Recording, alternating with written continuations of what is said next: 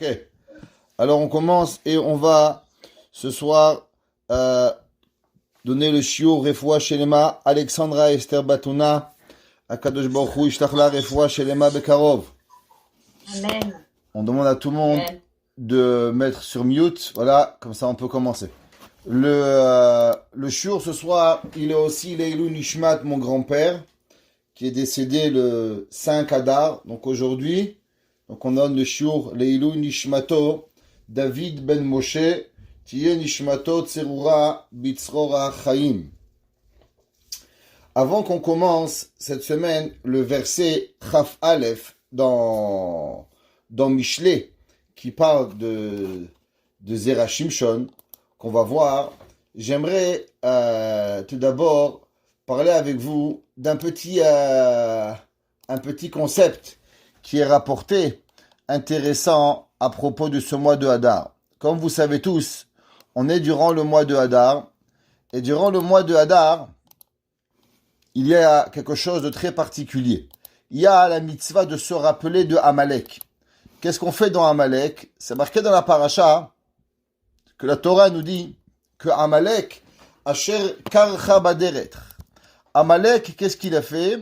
Il nous a refroidi dans notre chemin. Ça veut dire on était en train de faire le service divin, principalement, et Amalek, il nous a refroidi. Dans le Zera Shimshon de cette semaine, un vraiment très intéressant, vous savez qu'il n'y a aucun hasard, et tout ce qu'on fait, c'est vraiment Minashamaim. On va parler un petit peu du froid. Alors ceux qui ont pas compris qu'on était au Canada et qu'on était un peu au froid, alors un petit rappel, et de voir ce qui se passe. Dans le verset de cette semaine, c'est marqué dans Mishlei, Lotira lebeta mishaleg. Cette femme extraordinaire, cette Eshet Chayil, alors elle n'a pas peur, traduction littérale, dans sa maison, mishaleg, shaleg c'est la neige, qui colle beta, car toute sa maison, la vouche shanim, elle est habillée avec des tissus et des tentures qui coûtent cher. Ça, c'est principalement ce que le verset que nous allons expliquer aujourd'hui. On voit que Shlomo HaMelech, il parle d'une femme qu'il fait froid et qu'elle s'assure que sa maison entière, elle n'a pas froid. Avant qu'on commence à expliquer un petit peu ces versets, j'aimerais prendre quelques secondes pour raconter une anecdote de Baba Saleh. C'est marqué à propos de Baba Saleh. Je ne sais pas ceux qui ont connu Baba Saleh, mais en tant que grand saint, tzaddik, homme extraordinaire, il avait l'habitude de ne jamais se couvrir durant l'hiver. Durant tout l'été, l'hiver, l'année entière, quand il dormait sans couverture. Vous savez que dans la Torah, il est écrit qu'il y a quelque chose d'extraordinaire. Il y a des gens qui essayent souvent de faire des jeûnes, de faire ce qu'on appelle la mortification. Mais il y a quelque chose d'encore plus grand, c'est de pouvoir vivre sa vie, mais tout en essayant de ne pas le profiter au maximum. Exemple, le Mishnah Berurah, il ramène qu'il y a des personnes, aujourd'hui particulièrement, nous ne sommes plus dans la possibilité et la force physique de pouvoir jeûner. Pourquoi? Les jeûnes, ils sont difficiles à la personne et on n'a plus la force pour jeûner. Alvaï qu'on arrive déjà juste à jeûner les jeûnes obligatoires. À plus forte raison, des jeûnes qui ne sont pas obligatoires. Exemple, vous savez qu'il y avait une époque où les gens, ils jeûnaient depuis Rosh Chodesh Elul jusqu'à Kippour.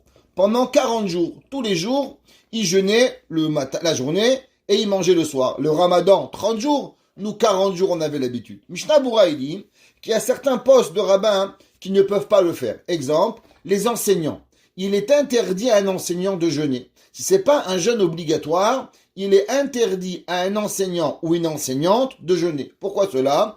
À cause que pour enseigner aux enfants, il faut avoir une force extrême. Il faut avoir de la patience, il faut avoir un sourire, il faut vraiment avoir toute sa capacité. Et quand une personne, elle jeûne, alors automatiquement, elle est plus nerveuse. Alors on risque de crier aux enfants, on risque d'être désagréable et de leur enlever la volonté et le rapprochement avec Akadosh Baruch Hu. Donc il nous est interdit de jeûner.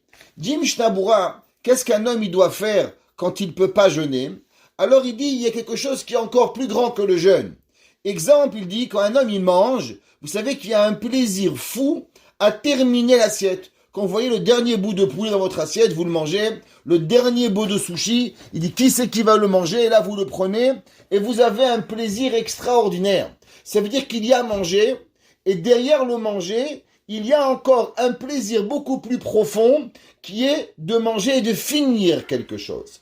Il dit Mishnah Bura dans Ilchot, dans le mois de Elul, dans Rosh Hashanah, il dit qu'il y a, pour les personnes qui ne peuvent pas jeûner, alors ils doivent faire attention de laisser un peu dans leur assiette. Ça veut dire qu'on mange, mais on mange pas tout. Pourquoi? Pour un petit peu laisser et se rappeler que véritablement, on aurait dû jeûner. Ça veut dire qu'on se prive de quelque chose que l'on doit faire, et cette privation-là, elle est pour nous donner véritablement quelque chose de surplus qu'on doit avoir. Baba Salé, spécialement dans le sommeil, vous savez que dans le sommeil, on n'a pas nos pensées et on est complètement déconnecté, si on pourrait dire, Chave Shalom, de Akadosh Baruch Hu.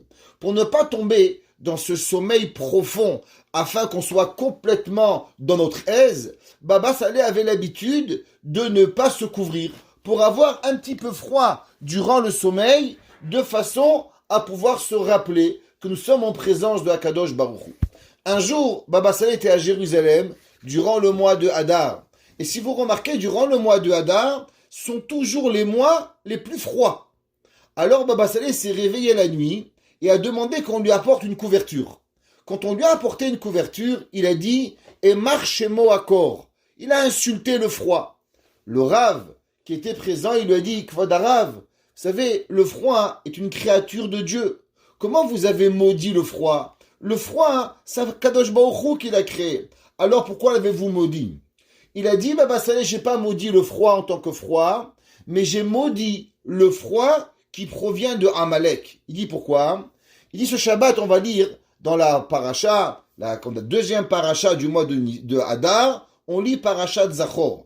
Et là-bas on dit Zachor asher asa lecha Amalek, asher karecha baderech, qui t'a refroidi dans ton chemin. Qu'est-ce que ça veut dire? Il dit Baba Salé que durant toute l'année, nous arrivons avec une capacité de faire une certaine service divin. Chacun de nous a son propre service divin. Un, par la shonara, un, de faire des chalot, l'autre, de prier avec Havana, de faire shachit mincha. Et durant toute l'année, nous arrivons à maintenir notre statut de rapprochement avec Akadosh Baruch Hu. Et il dit, mais attention, il y a un mois dans l'année où il faut faire excessivement attention, que très souvent, des choses que ça fait des mois et des mois et des mois, que nous arrivons à se rapprocher de Dieu, durant le mois de Hadar, on a une chute. Et il dit pourquoi? Il dit à cause que durant le mois de Hadar, il y a ce qu'on appelle Itgabrut Hakilipa Shel Amalek. Il y a un renforcement de la force de Amalek. C'est quoi la force de Amalek? C'est de nous refroidir dans notre service divin. Il dit c'est pour ça qu'il fait plus froid. Pourquoi il fait plus froid? À cause qu'on a envie de moins prier. On a envie moins de faire cette mitzvah. Et c'est pour ça que durant le mois de Hadar, malgré qu'on a naturellement un déclin de volonté de Dieu, on doit profondément travailler sur nous-mêmes pour ne pas tomber dans ce déclin et se rapprocher de Akadosh Baruch Hu. Il a dit, Baba Salé, durant toute l'année, cette année, j'avais pris sur moi de ne pas me couvrir avec une couverture pour ne pas avoir ce plaisir du sommeil. Et c'est incroyable. La semaine de Purim, la semaine où nous allons dire Zachor, je suis pas capable de pouvoir dormir sans une couverture. Alors je maudis ce Amalek qui m'a refroidi dans mon service divin.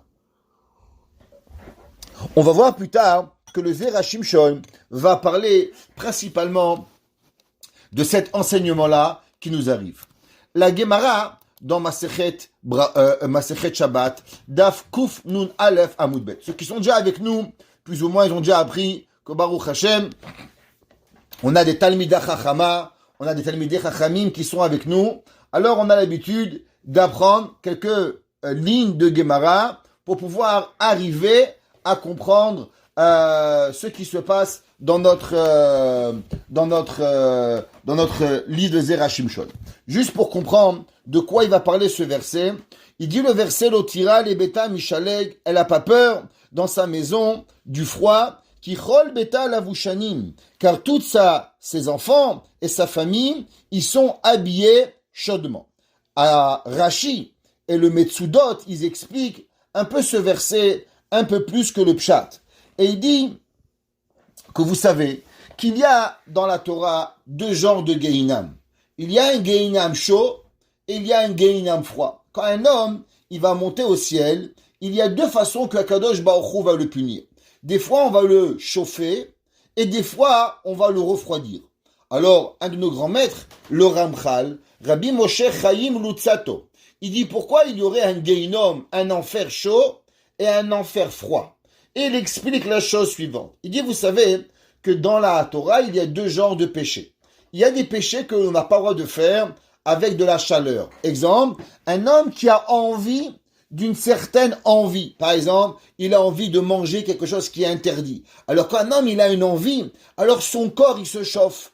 Par exemple, un homme qui est en colère, c'est aussi une façon de chauffer le corps. Pourquoi ? À cause que l'homme a une température, quand un homme, il mange avec beaucoup de volonté, il va même transpirer. Pourquoi ? À cause que quand il va faire son action, il va transpirer pour pouvoir accomplir la volonté de son interdit. Cette volonté, elle va le faire chauffer.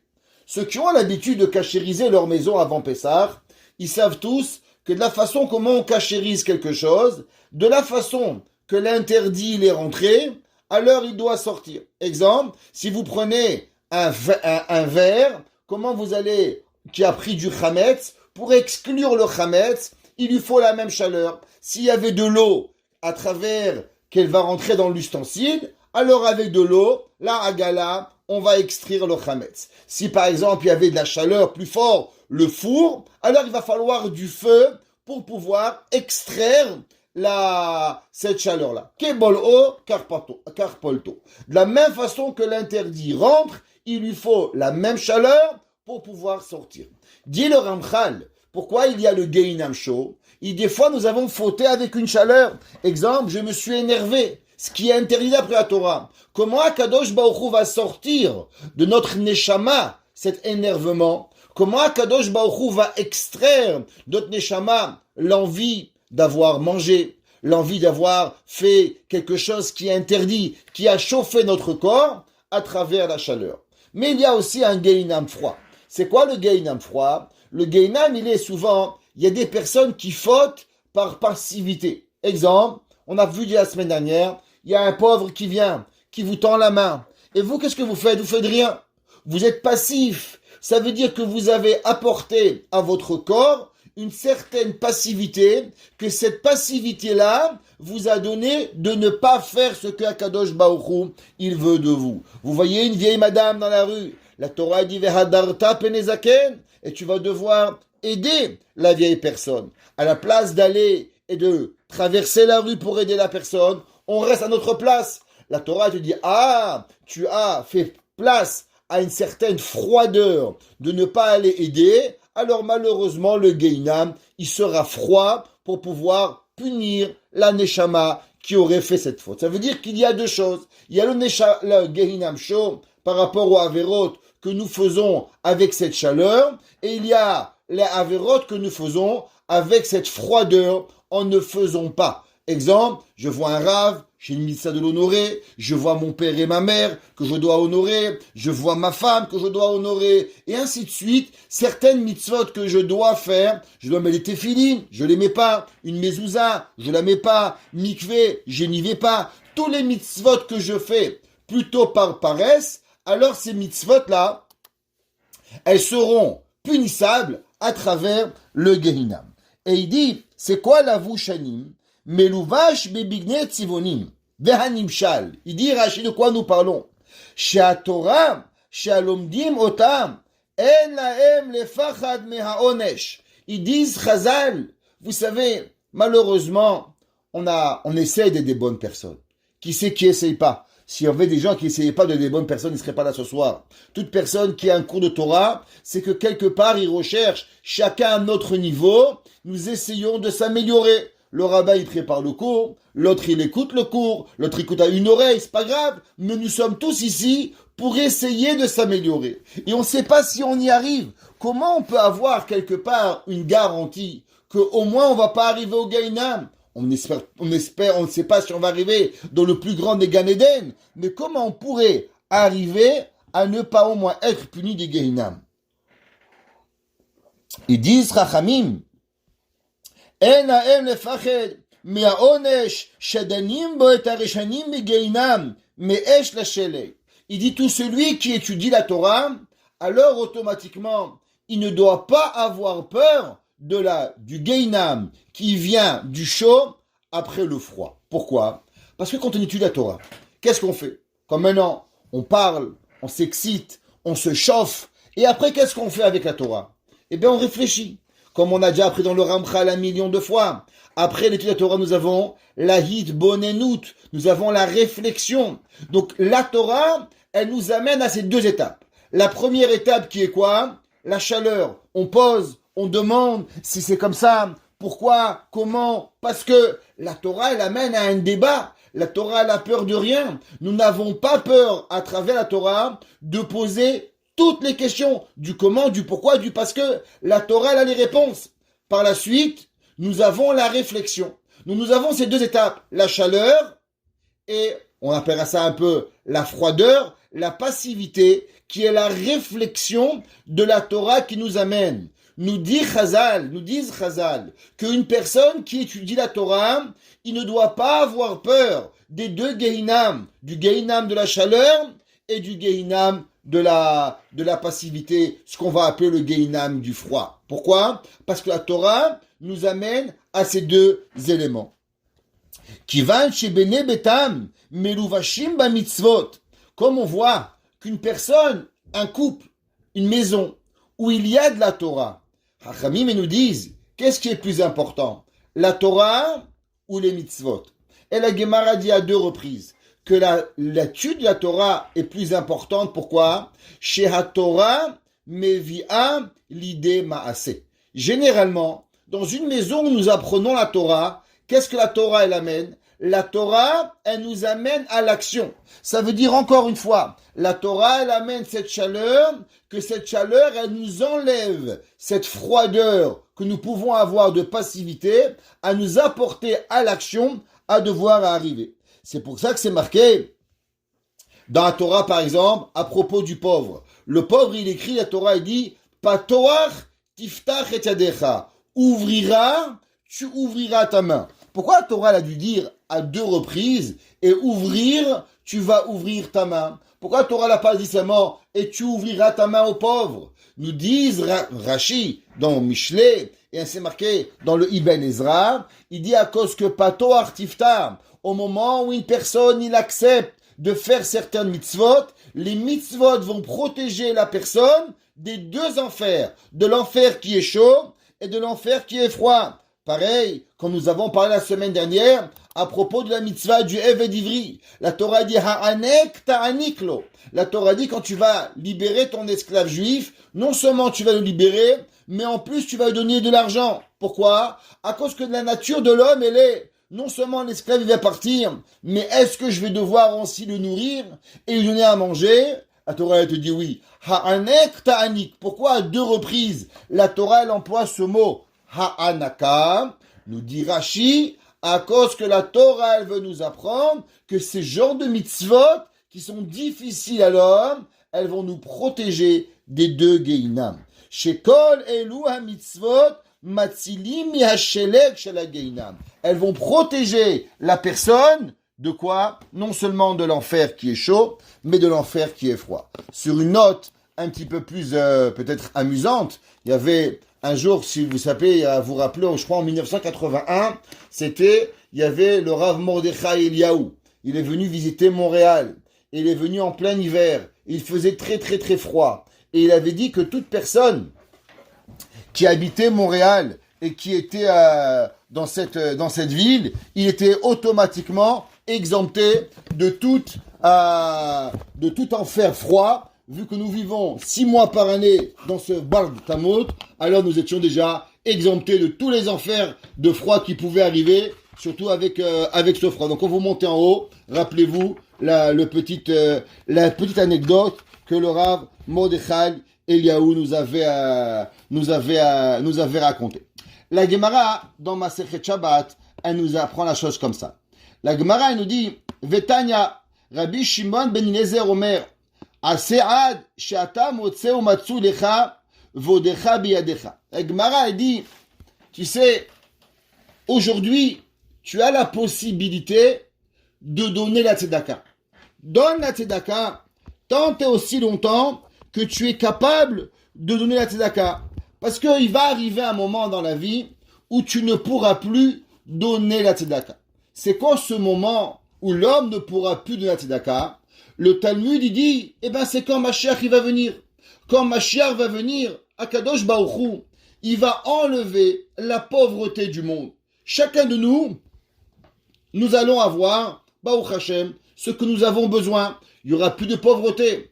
Et vu qu'il n'y aura plus de pauvreté, la Gemara a dit que Akadosh Baruch Hu, il dit, tu sais mon fils, donne la tzedaka. Encore aujourd'hui, tu as la possibilité de la donner. Mais un jour, tu pourras plus l'accomplir cette mitzvah. Le Rav de Brisk, le Bet Halevi, qui était cette semaine, sa nahala, sa yirtzait, il disait, pourquoi c'est marqué dans le verset, Ki Tzion, bitzdaka ou bemishpat ipadem, car Tzion, il va être racheté avec la justice et la tzedaka. Il dit, à cause que aujourd'hui, comme on va d'apprendre à la Gemara, nous avons la possibilité d'accomplir cette mitzvah extraordinaire qui est la tzedaka. On peut donner aux yeshivot, aux kolalim, aux pauvres, aux kesbet Yosef, à tous les gens que vous voulez.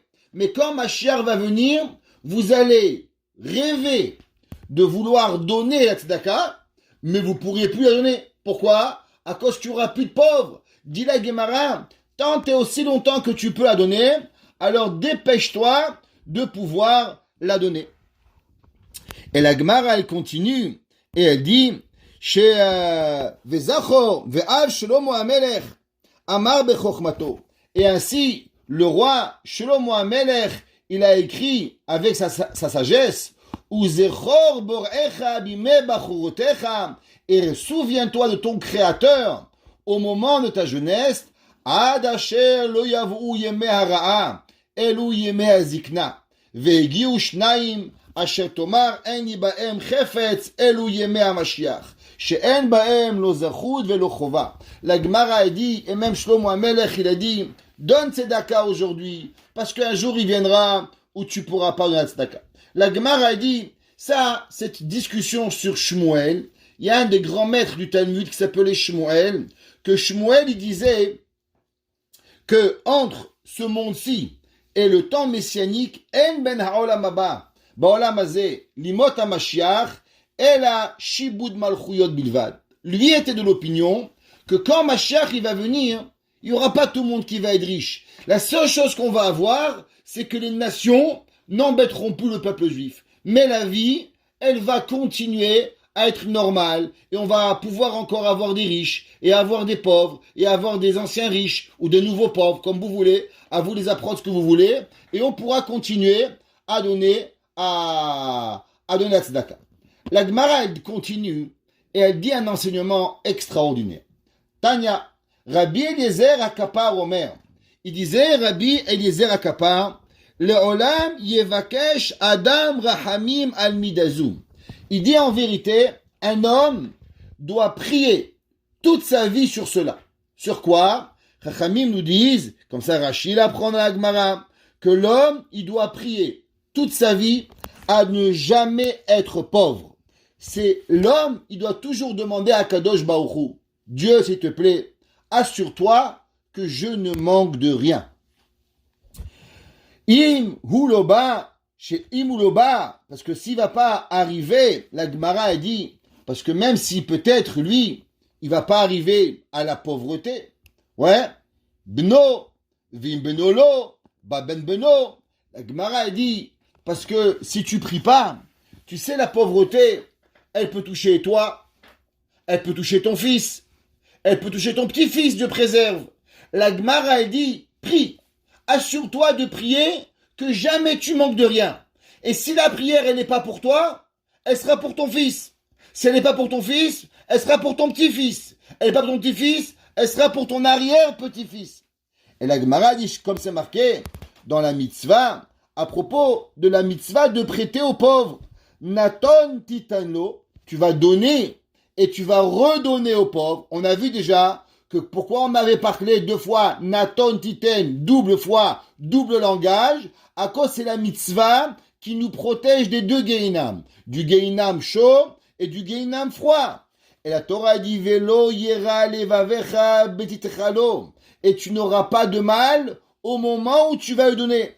Et la Gemara a dit Ki biglal hadavar hazeh, car grâce à cette chose-là, alors Akadosh Baruch Hu, il va te bénir et il va te donner une bracha dans tout ce que tu vas faire. Et la Gemara a dit, il y avait un de nos grands maîtres, il s'appelait Rabbi Ishmael. Rabbi Ishmael était un prêtre dans le second Beth Amidash. Rabbi Ishmael Kohen Gadol.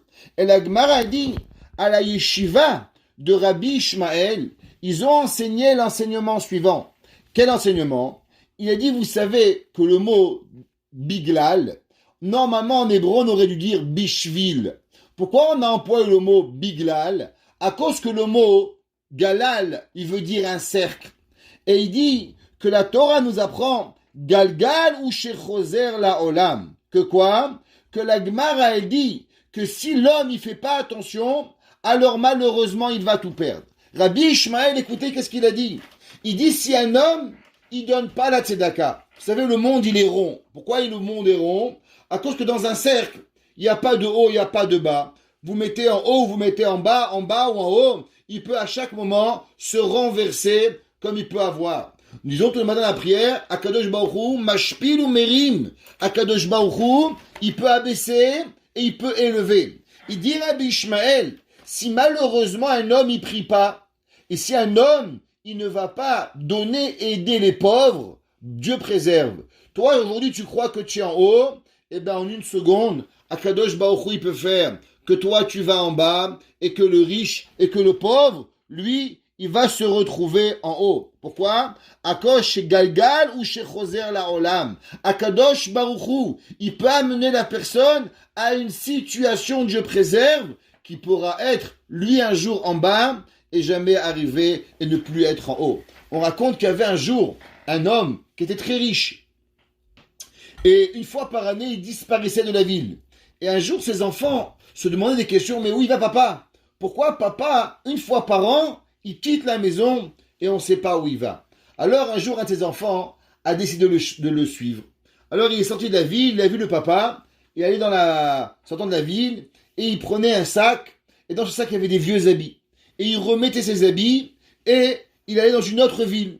Et là-bas, il était un vieux pauvre, et il mettait l'aumône. Et il mangeait toute la journée. Et le soir, il prenait tout l'argent, il le remettait à un autre pauvre. Et comme ça pendant une semaine. Et après, il revenait à la ville. En revenant à la ville, le fils du riche dit, papa, je comprends pas. Tu es un homme millionnaire. Pourquoi tu t'habilles en pauvre et tu vas dans la ville à côté et tu joues le mendiant et tout l'argent tu le prends, tu le remets à d'autres pauvres. C'est quoi le but de faire cela? Le père, il lui dit, tu sais mon fils, un jour, avant que tu sois né dans ce monde, j'étais très pauvre. Et quand j'étais pauvre, j'avais beaucoup de honte. À cause que la pauvreté, on va voir, elle amène énormément de honte à l'homme. Et je mendiais de porte en porte. Aujourd'hui, je suis riche et les gens viennent me voir pour me demander de l'argent. Et très souvent, j'en ai marre d'ouvrir la porte. J'en ai marre de donner aux pauvres. Mais je me rappelle qu'un jour j'étais pauvre. Mais avec le temps, j'ai compris que si je me rappelais pas que j'étais véritablement un pauvre, alors j'aurais plus cette passion. J'aurais plus ce cœur sensible pour pouvoir. Alors qu'est-ce que je fais? Une fois par année, je me rhabille en pauvre. Et de nouveau, je vais de porte en porte pour quêter l'aumône, pour me rappeler de la honte de ce que ça veut dire être un pauvre. Et quand les pauvres ils viennent chez moi et ils me demandent l'argent, alors je n'ai pas oublié ce que ça veut dire d'être un pauvre, et je leur ouvre mon cœur avec le maximum que je peux. Qui ne connaît pas l'histoire du Chafetz Chaim? Le Chafetz Chaim, un jour, il y avait une veuve qui avait plus de toit, en plein hiver. Alors le Chafetz Chaim toque à la porte d'un riche, et le riche lui dit, non, non, rentrez. Il dit, non, non, toi tu sors. Le riche, il a honte et il sort dehors, mais il faisait très froid. Il a pris son manteau, il dit, oui, Rabbi, qu'est-ce que vous voulez? Il dit, oui, oui, combien vous voulez? Il dit, voilà, il y a une veuve, elle n'a pas de toit, elle a 6 enfants. Il dit, mais Rabbi, combien vous voulez? Et le Rabbi continue son histoire en disant, oui, vous savez, elle a 6 enfants, et le toit, et ça va pas, elle n'a pas de chauffage, et le gars, il est en train de mourir de froid. Il dit, mais Rabbi, combien vous voulez? Dites-moi combien vous voulez, je vous donne tout ce que vous voulez. Il dit, 10 000 roubles. Il dit, pas de problème, je vous les promets, je vous les donne. Alors il rentre, et le Rav, il rentre à l'intérieur pour prendre le chèque, et là, le riche, il demande, mais Kvod Rav, pourquoi vous m'avez fait sortir dehors? On aurait pu parler devant le feu de bois, dans mon bureau. Il lui a dit, le Chafetz Chaim, tant que tu goûtes pas au froid, ton cœur, il se serait jamais ouvert. Si tu as donné aujourd'hui la somme que j'avais besoin, c'est à cause que tu as goûté au froid. Mais tant que toi, tu serais au chaud, alors tu aurais négocié 10 000, 5 000, 3 000, 8 000. Tu m'aurais jamais donné ce que j'ai besoin. Pour pouvoir me donner ce que j'ai besoin, j'ai dû te faire comprendre ce que ça veut dire le froid. Et c'est ça qu'a dit la Gemara, que l'homme, il doit faire attention, que s'il a la possibilité, béhémet de faire une mitzvah, et il ne la fait pas, Akadosh Baruch Hu, il est Megalgel. Akadosh Baruch Hu, il a créé le monde dans un cercle, où ce que tu crois est en haut, il peut être en bas. Et ce qui est en bas, en une seconde, il peut être en haut. Et c'est pour ça que la Gemara a dit que Rabbi Ishmael, le grand maître, disait, fais excessivement attention à ce qu'on va arriver. Le Hatam Sofer, un de nos grands maîtres, Rabbi Moshe Sofer, qui vivait en 1840, qui était le gendre de Rabbi Akiba Eger. Rabbi Akiba Eger disait sur lui, Aya Gaon, le génie de Torah, le Hatam Sofer. Et le Hatam Sofer dit, sur quoi un homme il doit prier? Un homme il doit prier, pas seulement sur avoir de l'argent, de l'aise financière, mais il doit prier d'avoir des enfants dans le chemin de la Torah. Et il disait, le Hatam Sofer, sur quoi la Gemara a dit, Rabbi Eliezer Kapar Omer, Leolam Yevakesh Adam Rahamim al Midazu. Sur quoi la Gemara a dit que l'homme, il doit toujours prier? C'est d'avoir un enfant Talmid Chacham, un petit-fils Talmid Chacham, de lui-même de garder sa tête. On ne sait pas, Dieu préserve. David Amelech, il a écrit, Al tashlichenu le'edikna, vekichlot kochenu al ta'azvenu. L'homme, il doit, à chaque moment de sa vie, se prier à Dieu de ne jamais tomber dans la vieillesse. En une seconde, on peut devenir Alzheimer, Dieu préserve. On peut devenir sénile et on peut tout perdre. L'homme, il doit prier que lui reste dans la Torah, que ses enfants dans la Torah et même ses petits-enfants dans la Torah. Et la Gemara, elle nous continue à propos de cela. Elle nous dit ici, Amar Rabbi Yosef, il dit Rabbi Yosef, Naktinan, écoutez ce que la Gemara a dit.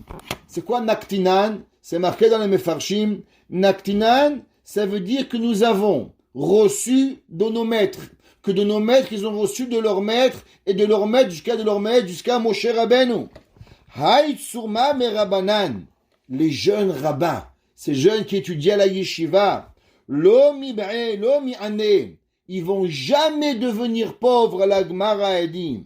La Gemara a dit que les jeunes qui étudient la Torah, eh ben eux, ils ne deviendront pas pauvres. La Gemara a dit pourquoi? La Gemara a dit, à cause c'est marqué dans la Mishnah dans Masechet Pe'a, c'est marqué Shatalmud Torah ou Mehadvarim Shadam Ochel Baolam Hazeh. C'est marqué qu'une des choses que dans ce bas monde, on peut prendre une récompense, malgré que généralement, nous n'avons pas de récompense dans ce bas monde pour les mitzvot. Mais une des mitzvot que nous avons, oui, une récompense, c'est la mitzvah de la Torah. Le Ben Ishraï, qui ne connaît pas Rabbi Yosef Chaim de Bagdad, il explique et il dit, pourquoi la Gemara a dit que les rabbins, ils seront jamais pauvres? Qu'est-ce qu'ils ont de spécial les rabbins? Pourquoi ils n'auront pas pauvres? Alors il explique et il dit que la Gemara, elle parle de Oni. Oni, c'est la pauvreté. Comment on écrit le mot Oni, Aïn, avec 70. Vav, c'est 6. Nun, 50. Et Yud, c'est 10. En tout, valeur numérique 136. C'est quoi la valeur numérique de 136? La valeur du mot kol. C'est quoi kol? C'est la voix. La Torah elle dit hakol, kol Yaakov. Elle dit le Ben Ishraï, tant et aussi longtemps que l'homme il étudie la Torah, alors la Torah, le son de la Torah, il protège la personne de ne pas tomber dans la pauvreté. Le Hatam Sofer il dit, c'est pour cela que la Gemara dit, prie pour que tes enfants, ils sont des rabbins.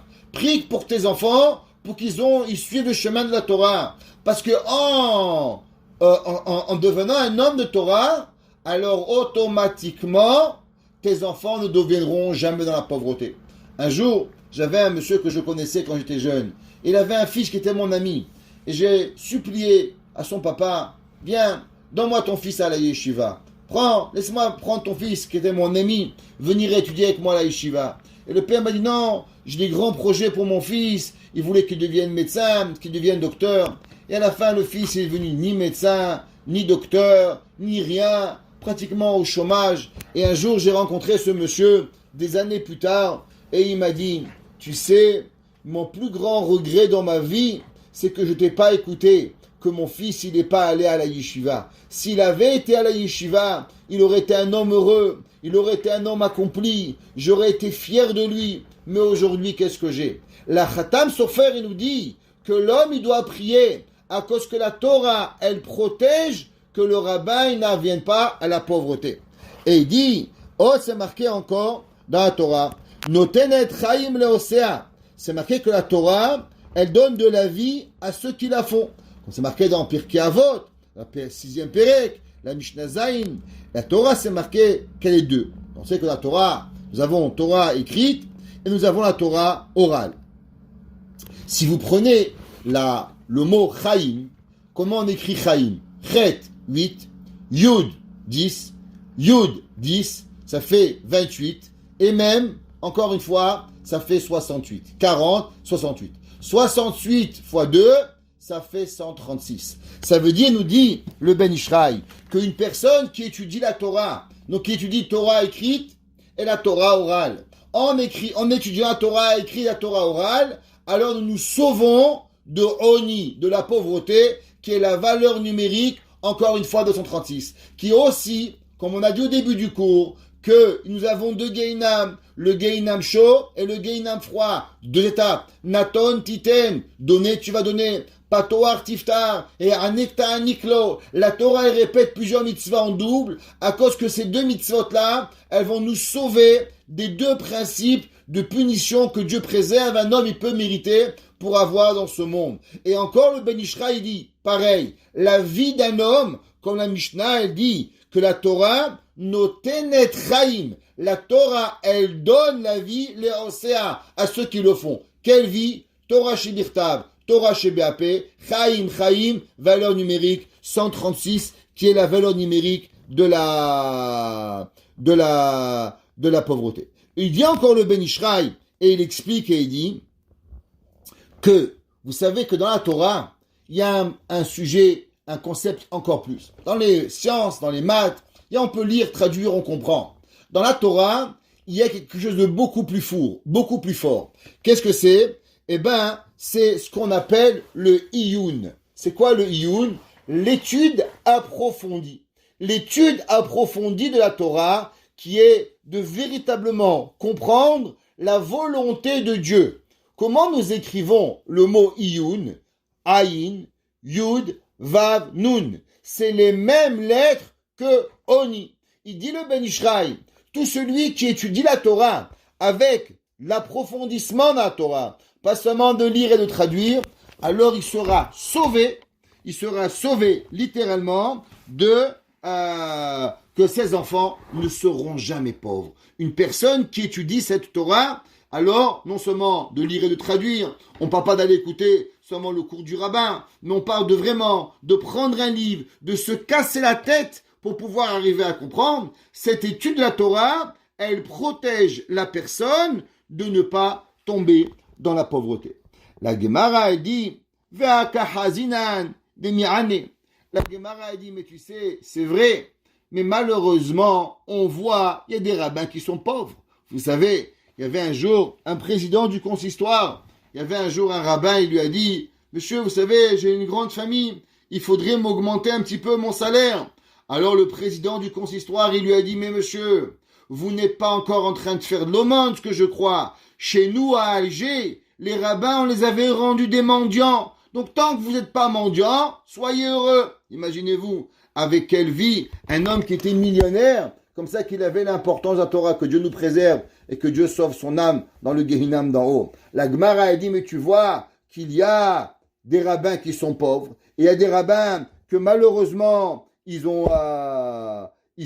Dit la Gemara, im'ita de me'ane. La Gemara dit, c'est vrai, que peut-être le rabbin, il va devenir pauvre. Ahadure apitra la mihadra. La Gemara dit, mais le rabbin, il ne deviendra jamais une personne qui va faire l'aumône. Ça veut dire qu'il va être pauvre, mais il va jamais faire l'aumône. La Gemara dit pourquoi.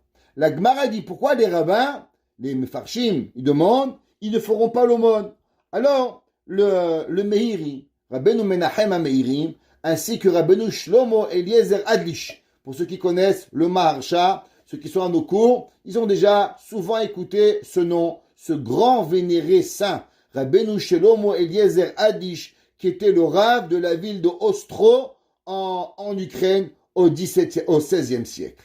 Et il dit la chose suivante, il dit que, vous savez, un homme qui va demander l'aumône, il a vraiment dû casser son caractère et il doit vraiment tomber à un niveau qui est très très très très très bas.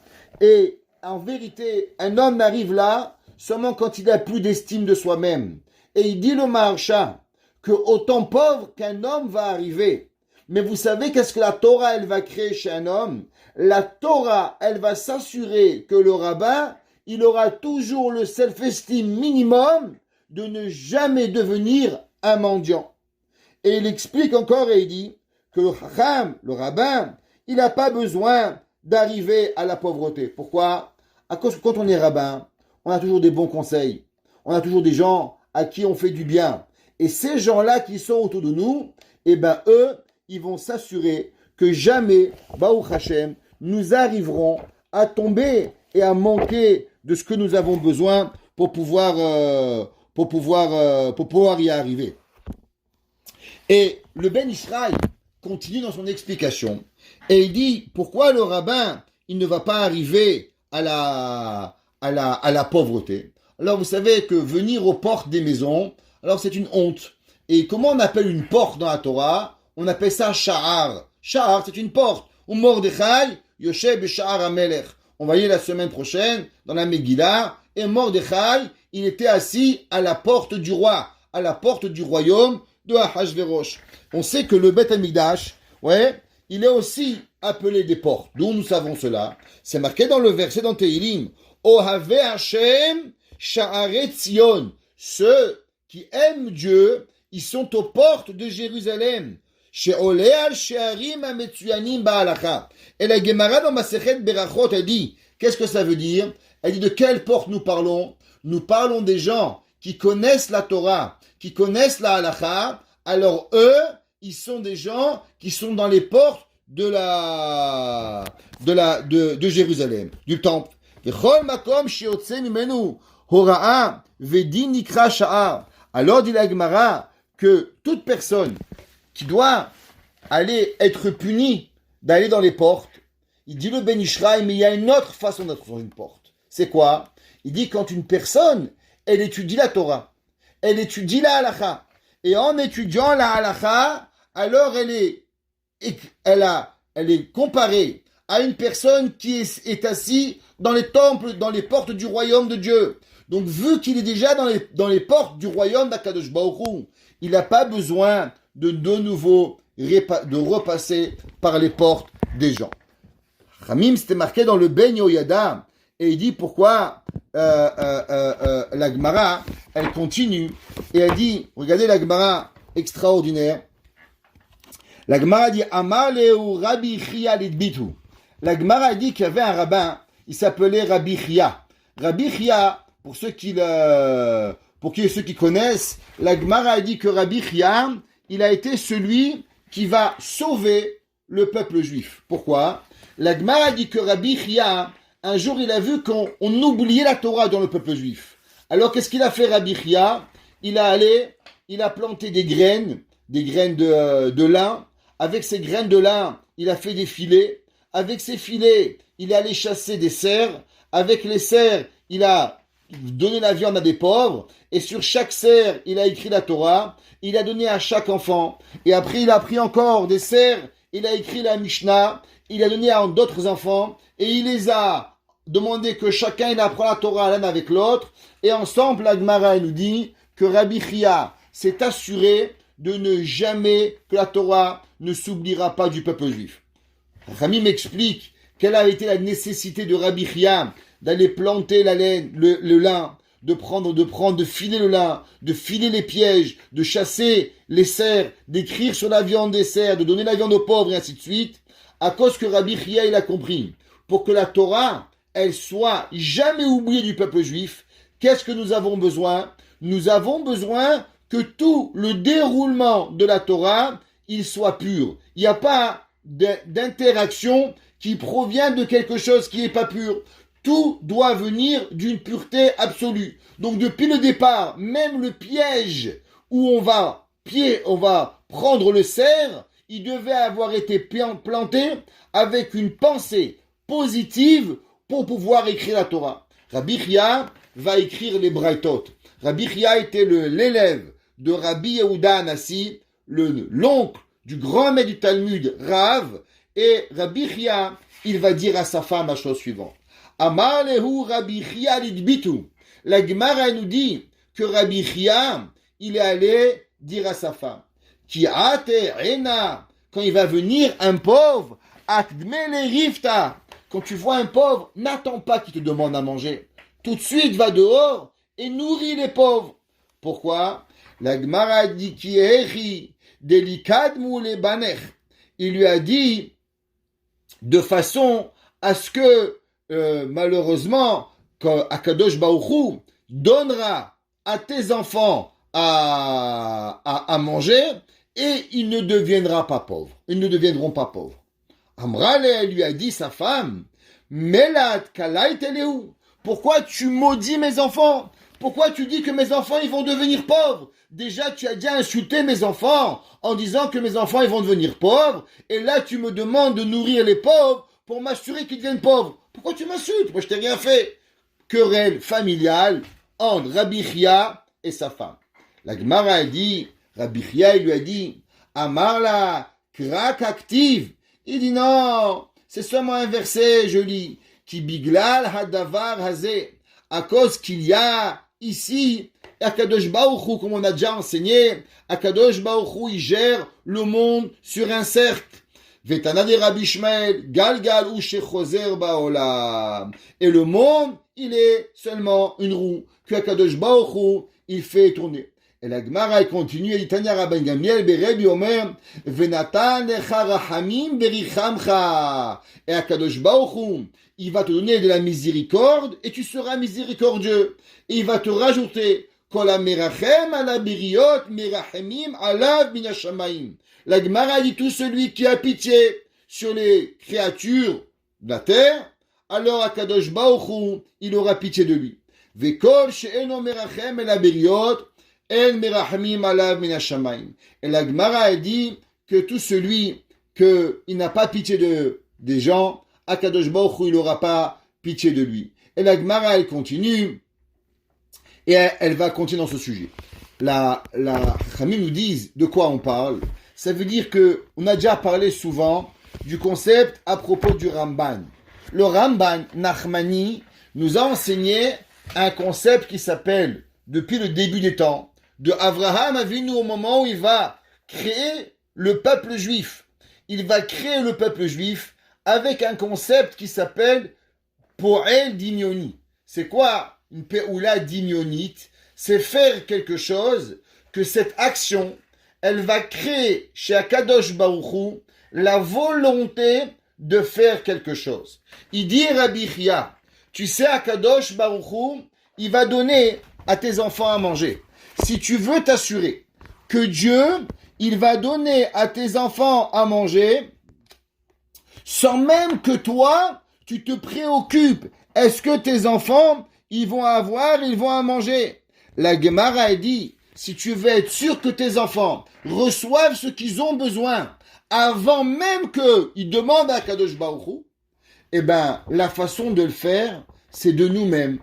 N'attendons pas qu'un pauvre vienne nous voir et il nous demande à manger. On doit aller chez lui. On doit faire la mitzvah de chesed, s'assurer qu'il a ce qu'il a besoin avant même qu'il nous donne. Et si nous, on s'assure que les pauvres, ils ont ce qu'ils ont besoin, sans même que nous, on leur demande, nous dit Rabbi Chia, alors automatiquement à Kadosh Baruch Hu, il s'assurera que nos enfants, ils ont ce qu'ils ont besoin, sans même que nos enfants ont le besoin de même prier pour leurs besoins. À combien cela, il est profond. Un de nos grands maîtres, il pose la question et dit, pourquoi Rabbi Chia, il a dit que nos enfants vont être pauvres, et là sa femme, elle lui a dit, mais pourquoi tu as maudit nos enfants? Comment elle lui a dit? Mais l'a été. Encore une fois, ce double langage, comme on avait vu dans le positif, qui était Naton Titen, Ha'anek Ta'anik, ouais, encore une fois, on voit ici une double malédiction. Et le Ben Ishraï, dans son Sefer Ben Yehoyada, qui est sur le Talmud, il explique et il dit la chose suivante. Il dit pourquoi il y a deux malédictions. Il dit parce que quand un pauvre, il reçoit de la tzedaka, malheureusement, eh ben, ne croyez pas qu'il est heureux. Parce qu'en recevant de l'aumône, alors, il reçoit deux malédictions. La première, qu'il ne peut pas donner la tzedaka. Parce que lui aussi, le pauvre, il aimerait donner la tzedaka. Lui aussi, il aimerait accomplir cette mitzvah. Mais il peut pas. Il n'a pas d'argent. Donc, le fait que d'être dans un état de pauvreté l'empêche à lui de pouvoir donner. Et le fait de ne pas pouvoir donner chez un juif, il n'a pas envie. Vous savez, chez beaucoup des Québécois, on dit qu'ils sont au bien-être social de père en fils. Ça veut dire ils aiment ça. Ils vivent de la nécessité. Le Ben Ishraï nous apprend que le peuple juif, il veut pas de l'aumône. Le peuple juif, il a envie de vouloir donner. Et quand un homme, il se trouve dans une situation où malheureusement, il est dans une nécessité, où il a besoin d'autrui, il n'y a rien qui le rend plus fou. C'est la plus grande des malédictions, c'est qu'il est dans l'incapacité de pouvoir donner. Dans son état d'âme, un juif, c'est un donneur. Il a envie d'aider, il a envie de donner, il a envie de partager. Le jour où tu lui as enlevé l'essence de qui il est, eh ben tu l'as maudit. Et la deuxième, il dit le Ben Ishraï, à cause qu'il a reçu la tzedaka. Le fait de recevoir, c'est honteux. Il explique encore et il dit que quand une personne, il passe par les portes, il va demander l'aumône, alors automatiquement, eh ben, malheureusement, il va recevoir deux malédictions. La première, la honte. Est-ce que vous avez déjà ramassé la tzedaka? Nous, à Yeshiva, on va ramasser pour les abrichim. Et vous savez, je dis toujours à mon frère une chose, qu'on espère qu'une seule chose. Quand on ramasse de l'argent, on a deux valises. Une valise d'argent et une valise des hontes. Et une valise des hontes, nous espérons que la valise des hontes, elle soit aussi lourde que la valise d'argent. Parce que souvent, la valise des hontes, elle est plus lourde que la valise d'argent. Alors, ramasser de l'argent, c'est terrible. Il n'y a rien de pire à un homme d'aller quêter de l'argent, il dit le Ben Ishraï. Et la deuxième, c'est que il se nourrit de la tzedaka. C'est marqué qu'une personne qui va, écoutez bien cela, une personne qui va quêter de l'argent à la tzedaka, une vraie personne, il dit le Ben Ishraï, c'est sûr qu'il est ou aveugle, ou manchot, ou il a un problème physique. Il dit pourquoi? Il dit parce qu'un homme normal qui est sain dans sa tête, il préférait aller travailler n'importe quel travail pour pouvoir nourrir sa famille honorablement. Et du fait, dit le Ben Ishraï, qu'il va quêter de l'argent, c'est ou qu'il voit mal, ou qu'il est malade, ou qu'il a un problème de santé. Parce que sinon, un homme ne pourrait pas de lui-même aller quêter de l'argent pour pouvoir avoir ses besoins. En ayant compris cet enseignement de la Gemara, maintenant, on peut retomber sur l'enseignement du Zera Shimshon. Le Zera Shimshon, il nous dit la chose suivante. Vous savez que Shlomo Amelech, dans son Teilim, il a dit « Lotira le beta mishaleg ». Elle n'a pas peur de la neige. Rashi, il dit « C'est quoi la neige ?» La neige, Rashi dit, c'est représentatif du froid. Alors, le Ben Ishraï, il demande une question. La Torah, elle sait parler de froid. Elle aurait dû dire « Lotira le beta ».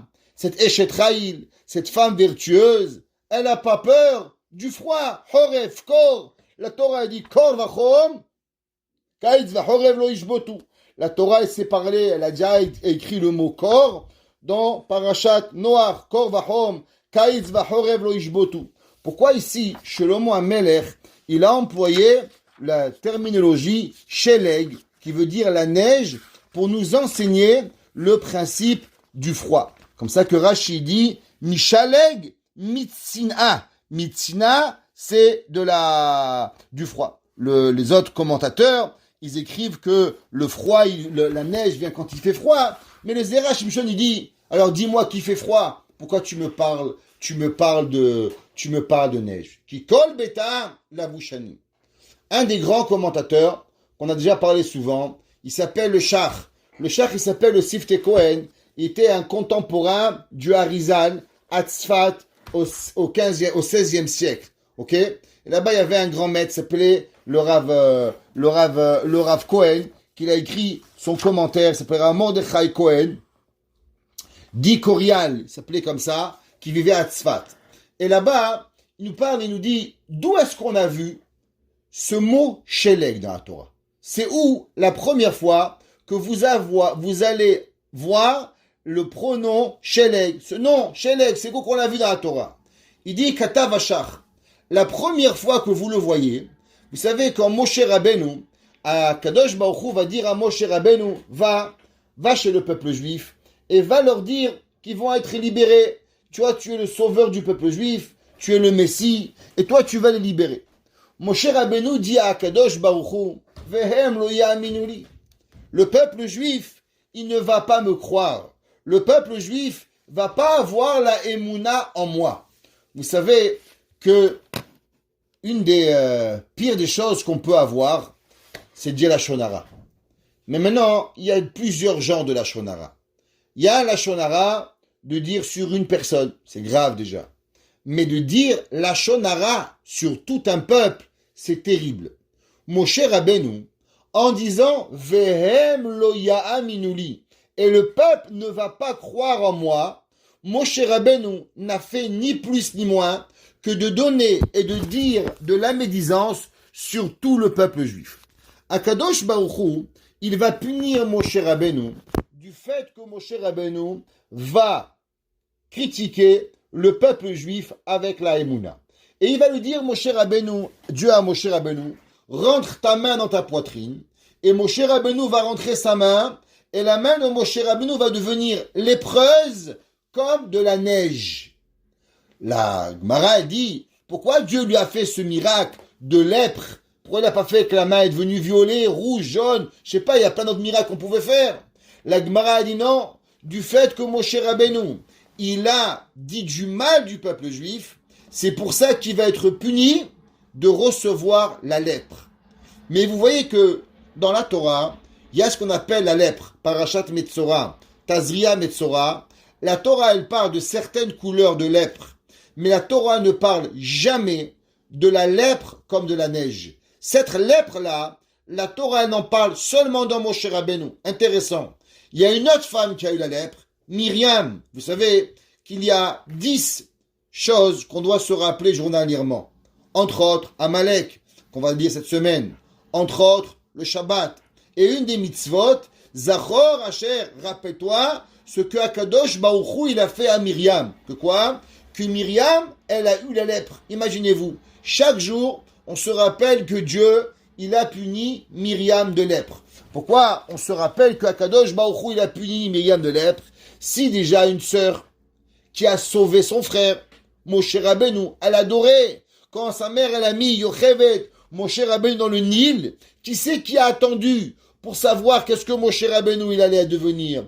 Myriam, elle avait prophétisé que Moshe Rabbeinu serait le sauveteur du peuple juif. Son père va même frapper Myriam en disant, ma fille Myriam, qu'est-ce que tu as fait avec ta prophétie? Myriam adorait son frère. Elle va lui donner tout à son frère. Elle va s'occuper de lui, qu'il mange, qu'il boit. Elle va mettre sa vie en danger pour son frère. Et pourtant, un jour, elle va dire un peu la shonara. Qu'est-ce qu'elle va mériter? Elle va être punie de recevoir la lèpre. La Torah nous apprend. Souvent on dit, mais je te critique, hein, mais c'est par amour, hein. Eh ben, tu sais qu'est-ce que ça fait par amour? Ça fait la lèpre. La Torah ne parle pas de lèpre comme neige. Pourquoi la seule lèpre de neige que nous parlons, c'est la lèpre de Myriam? Alors le Rav Sifte Cohen, il écrit et il dit que vous savez que on a déjà parlé souvent ici ce qu'on appelle la droite et la gauche. On n'est pas au Parlement, mais la droite, dans la Torah, c'est ce qu'on appelle la rachamim, ce qu'on appelle la miséricorde. La gauche, c'est ce qu'on appelle la rigueur. Bet Hillel et Bet Shammai. Rachamim et Din. Souvent, on a déjà parlé de ces deux concepts-là. Maintenant, il y a même dans le Rachamim, même dans la miséricorde, il y a la rigueur de la miséricorde et il y a la miséricorde de la sévérité. Ça veut dire que c'est pas miséricorde que miséricorde. Ça peut être miséricorde avec la rigueur. Et ça peut être rigueur avec miséricorde. Dans les deux cas, ce qu'on appelle Rahamim shel Din ou Din shel Rahamim. Un de nos grands maîtres, et un jour il y avait sa fille, elle lui a fait un café, il a louangé le café. Quelques heures plus tard, il a eu besoin d'un autre café.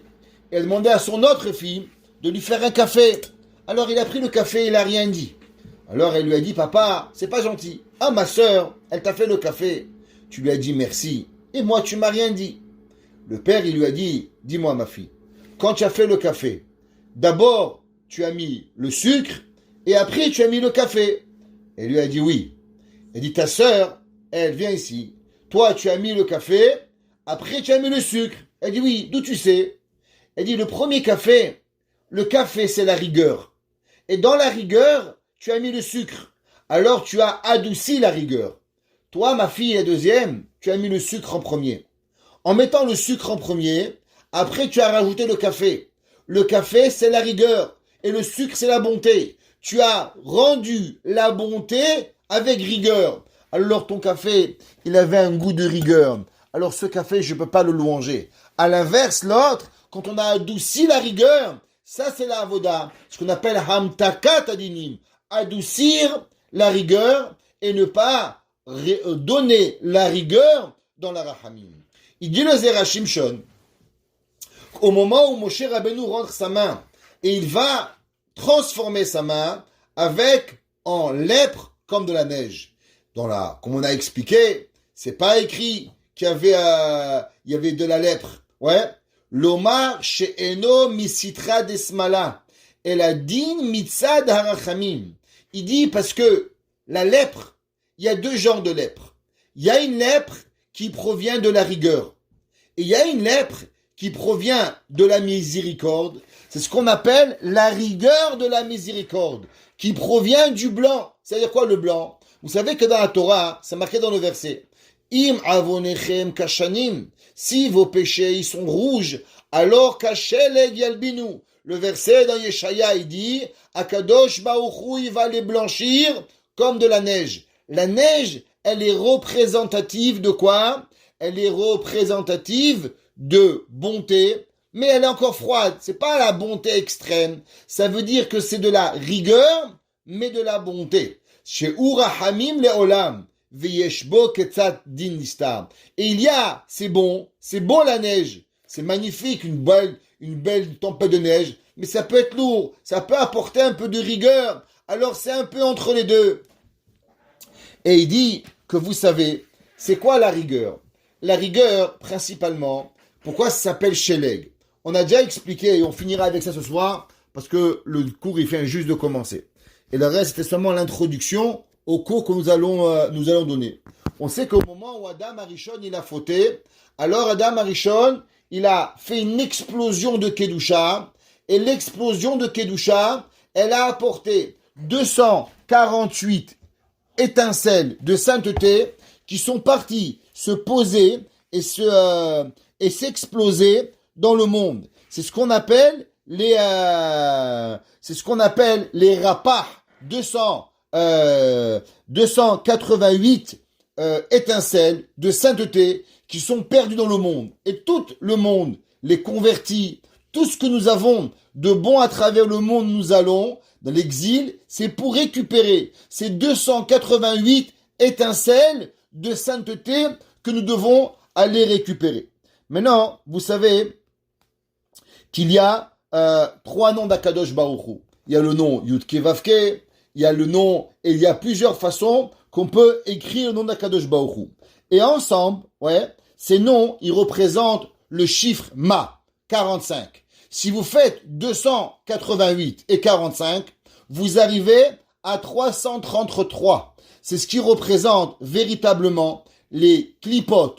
Tout ce qui entoure les forces du mal, ils sont représentés dans la Kabbalah par ce chiffre de 333. Ce qu'on appelle le 3 à l'unité, le 3 à la dizaine et le 3 à la centaine. 3, 3, 3. Le chiffre 3 qui est 333. Shin, Lamed, Gimel. Et c'est ce qu'on appelle véritablement la klipa. C'est pas pour rien que la chrétienté, elle est basée sur le 3, la Trinité. C'est quoi la Trinité? La Trinité, elle est représentative encore du 3. Du 3 à l'unité, 3 à la dizaine, 3 à la centaine, et qu'il va arriver. Et tout cela là, elle arrive, Béhémet, pour pouvoir arriver. Cette femme-là, cette Eshet Raïl, l'otira les bêta, elle a une maison tellement solide en Torah, elle a une maison tellement solide en Tzedaka, elle a une maison tellement solide dans tous les aspects du judaïsme qu'elle a peur de rien,